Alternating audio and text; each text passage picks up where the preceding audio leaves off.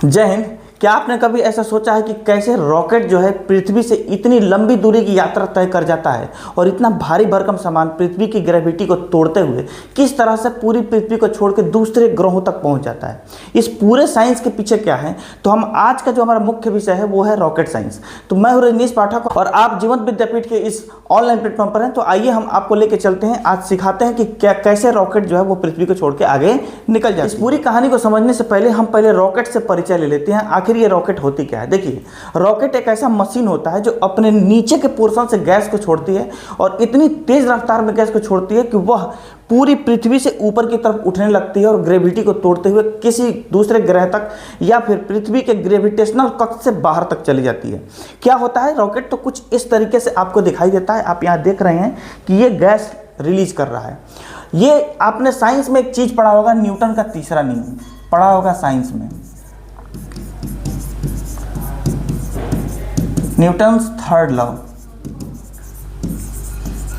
आपने जरूर पढ़ा होगा, जिसमें कहा जाता है कि प्रत्येक प्रतिक्रिया के विपरीत और बराबर प्रतिक्रिया होती है। जो भी आप प्रतिक्रिया करिएगा, प्रतिक्रिया, इसके विपरीत और बराबर आपको रिएक्शन देखने को मिलता है। ये कहता है, बिल्कुल इसी पर यह काम करता है। जैसे आप बचपन में जब बैलून फुलाते होंगे या आज भी बैलून जब फुलाइएगा और उसको बैलून को पूरा फुला के मुंहवा उसका छोड़ दीजिएगा तो देखिएगा बैलून फुर्र से करके उड़ जाता है। एक्चुअली वो क्या करता है, तो उसके अंदर जो आपने हवा भरा है वो हवा बाहर की तरफ प्रेशर मारता है, पूरा बैलून आगे की तरफ जाता है। बिल्कुल ये भी उसी तरह काम करता है। यह बाहर की तरफ इधर प्रेशर मारता है और ऊपर की तरफ उठ के जाता है। ठीक है, अब ये आखिर पूरे ग्रेविटेशन को तोड़ कैसे देता है, कितना स्पीड इसका होता है मेरे भाई? तो 11.2 किलोमीटर प्रति सेकंड का रफ्तार से यह चलना शुरू करता है। सोचिए, चलना शुरू करता है यानी उठना शुरू करता है 11.2 किलोमीटर प्रति सेकंड की रफ्तार से। ठीक है, अब यहाँ देखिएगा, ये है पूरा का पूरा रॉकेट। इसके 4 सेक्शन दिखाए गए हैं, जिसमें सबसे ऊपर वाला सेक्शन को हम पेलोड कहते हैं, जिसमें हम सैटेलाइट को रखते हैं या फिर यहाँ से अगर एस्ट्रोनॉट जाते हैं तो उसी पेलोड में बैठ के जाते हैं। तो ये वो वाला हिस्सा है, सबसे ऊपर वाला हिस्सा। ठीक है, यही अंतरिक्ष में जाता है बाहर, जहाँ पे हमको जाना है।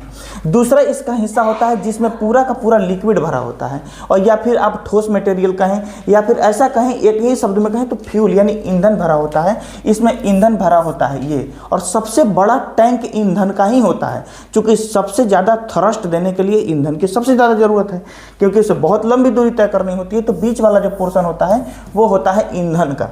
उसके बाद इंजन जो होता है यहाँ पर लगा होता है, जो इस ईंधन को जलाने का काम करता है। जैसे हम लोग मोटरसाइकिल चलाते हैं तो तेल डालते हैं, और मोटरसाइकिल के अंदर जब तक ईंधन जलेगा नहीं, धुआं फेंकेगा नहीं, एनर्जी बनेगा नहीं, तो ये भी यहाँ पर आके जलता है।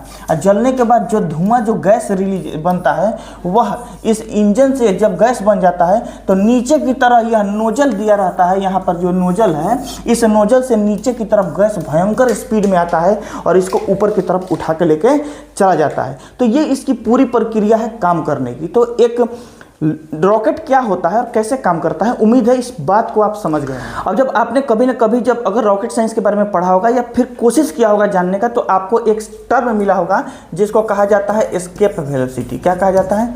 Escape velocity. ये एस्केप वेलोसिटी क्या होता है? एस्केप यानी भाग जाना, यानी इस धरती को छोड़ के इसके भागने की जो वेलोसिटी है, शुरुआती वेलोसिटी है, उसी को एस्केप वेलोसिटी कहते हैं। और वो हमने आपको बताया है 11.2 किलोमीटर प्रति सेकंड का होता है।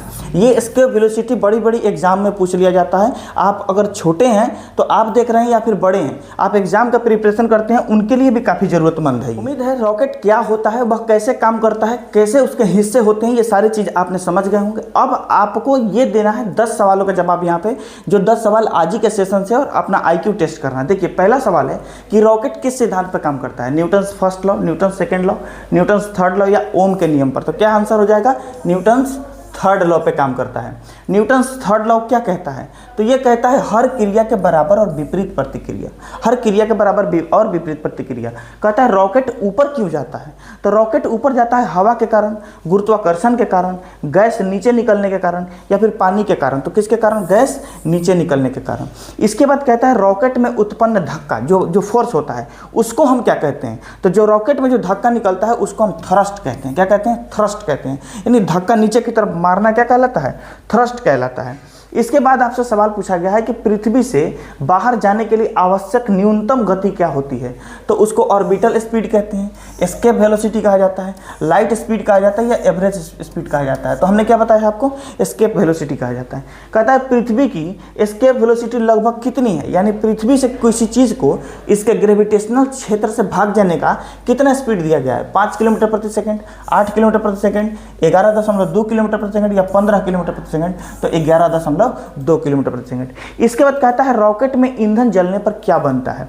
देखिए, ठोस पदार्थ, गैस, पानी या धूल। तो जब भी रॉकेट में ईंधन जलेगा तो क्या बनेगा? गैस बनेगा।